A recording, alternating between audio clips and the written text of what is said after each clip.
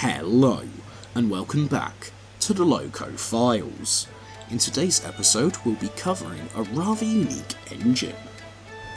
In today's episode, we'll be taking a look at the UK's only standard gauge 482 design, which comes from nowhere else but the Dark Railway and its very own number 1202. Much like his predecessor, Rick is a freelance design of locomotive loosely based on the 15-inch gauge Romney, Hythe and Dymchurch Railway 482 locomotives built by Davy Paxman in 1927. Rick is a large freight engine built by Carricus Smash Limited for the Dark Railway and is a replica of the long-scrapped Dark Railway number 1202, which was known by railway crews and engines alike as Big Bob. Before we take a good look at Rick, let's look at the engine that preceded him. In 1932, the line was struggling with a significant operational issue.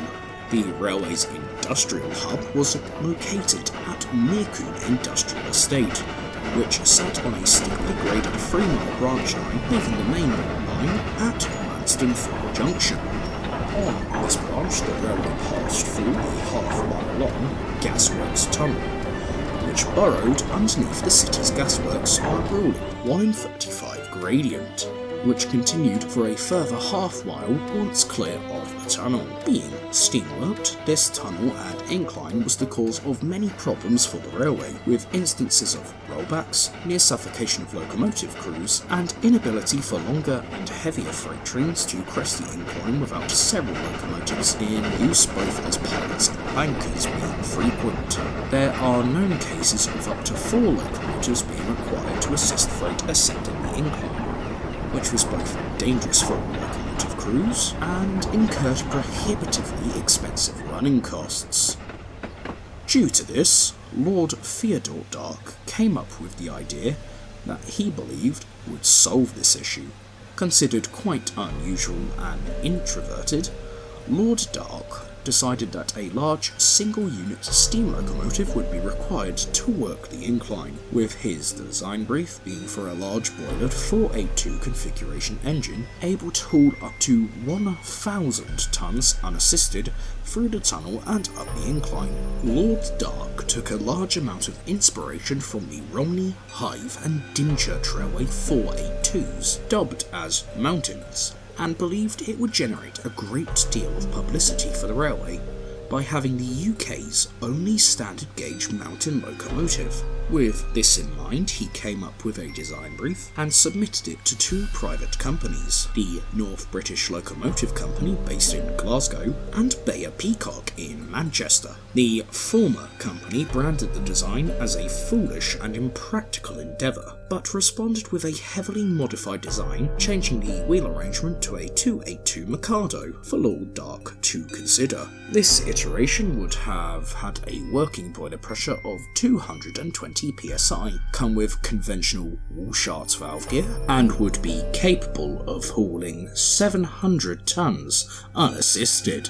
Bayer Peacock were more willing to take on such a project and keen to win over a potential future customer. They heavily reworked North British's design, with the locomotive now featuring a 4-cylinder design with the desired 482 wheel arrangement. A large parallel boiler with a working pressure of 300 psi and an experimental valve gear known as Peniston. Lord Dark went with Bayer Peacock's design, commissioning them to build the locomotive for £15,000, and it was completed by March 1933. Robert arrived at Gallon Junction MPD later in the month and was paired with a 4,000-gallon Great Central style tender. As delivered, the locomotive was painted black with white and red lining with Dark Railway written on its tender in full. After inspection, the locomotive was deployed to Meercoombe Industrial Estate for operational trials, where a lengthy coal train of approximately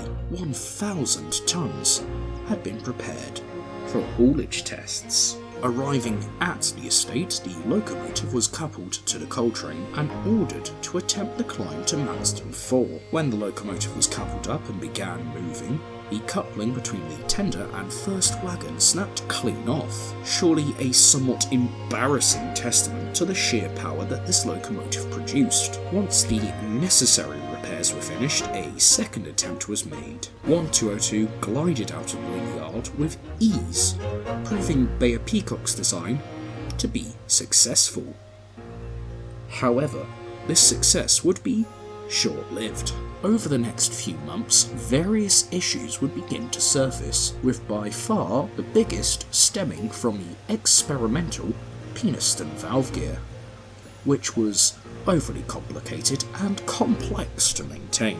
Quite often the counterbalances would roll freely when the locomotive would be coasting, causing excessive wear and tear, as well as leading to many synchronization issues. Another major issue was found with the boiler, which would rapidly drop in pressure when the locomotive was steeply climbing on heavily laden trains. These issues, along with numerous others, led the locomotive to being withdrawn after just over a year in traffic and being returned to Manchester for an extensive rebuild. Upon Bob's return to the railway, he was a much more successful design, who would spend the next 2 years working exclusively on DR metals. During 1936, after consulting with the Southern Railway's Permanent Way and Civil Engineering teams, Bob was allowed on the wider network. This would present a new problem for the locomotive. As the tender only had a 4,000 gallon capacity, frequent stops were required on these longer runs to top up the tender. Thankfully, Lord Dark was able to procure a Maunsell-style tender, which would increase water capacity and lead to less timetable conflicts on the wider railway network. During the Second World War, Bob was often loaned out, hauling a variety of trains, spanning from heavy freight to troop trains, and even reportedly deputising for a failed merchant navy. After the end of the war, Bob returned to the DR. However, the years of intensive work with little to no maintenance had taken its toll, and one night the board of directors decided it would be cheaper to send the engine for scrap rather than overhaul. Taking the last remainder that Lord Nathaniel Dark had of his deceased father, the entire board was summoned for a meeting and unceremoniously fired, consigning DR 1202 to history. That was until 1973, when Zeke Dark, son of Lord Nathaniel Dark, began to research the big locomotive, and soon approached Carracker's Smash with a proposal of building a replica as a surprise for Zeke's recently retired father. The project was undertaken with extreme secrecy to prevent Nathaniel from uncovering their scheme, though this did not stop a few locomotives from finding out. This resulted in the closure of Carracker's workshop from 1979 onwards, which was the source of some tension and conflict on the line, as it meant engines could not go in for their overhauls, leaving the railway with a motive power shortage. Rick was finished in the early 1980s, and originally paired with a former ROD tender, paying homage to Bob. Upon waking up, Rick met Dave, who would become a father figure to the new engine. Soon afterwards, Rick was moved into the museum to be unveiled to the public, where, despite not enjoying all the attention, was assured by Zeke that it would not be a common occurrence. A few days later, Rick left the museum to undertake loaded test runs, which went scarily similar to Bob's, where the tender coupling broke. After the necessary repairs were made, Rick hauled his first passenger service with no issues. Soon after entering service, Rick befriended Barry, who was convinced he was still the most powerful engine on the line. This led to Zeke and Caracus betting on which locomotive would win a race to the top of Upway Bank. Both engines didn't want to sour this newly formed friendship, and decided to finish the race together.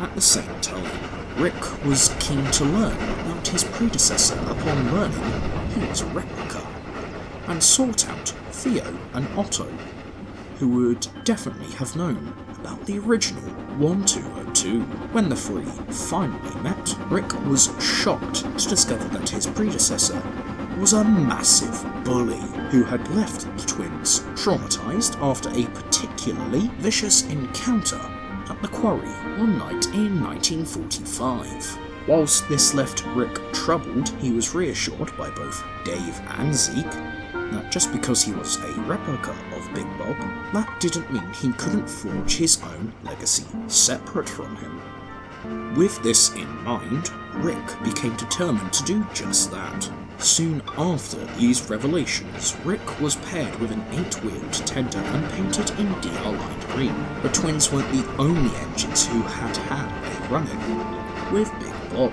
and this led to a rather unfortunate encounter during the Autumn Steam Gala, where a visiting locomotive from the Dexby Railway launched a verbal tirade against Rick after confusing him for Bob. This led Rick to run off upset to know that Bob's reputation had spread beyond the Dark Railway. After tearing the Dexby engine a new one, Dave sought out Rick, comforting and encouraging him to return to Mirku, and soon the two engines were able to put the past behind them, and Rick truly started to forge his own path away from the shadow of Big Bob. To this day, Rick carries on pulling both passenger and freight services along the line to Barbourne Docks, which created an unforeseen issue that wasn't considered during his construction.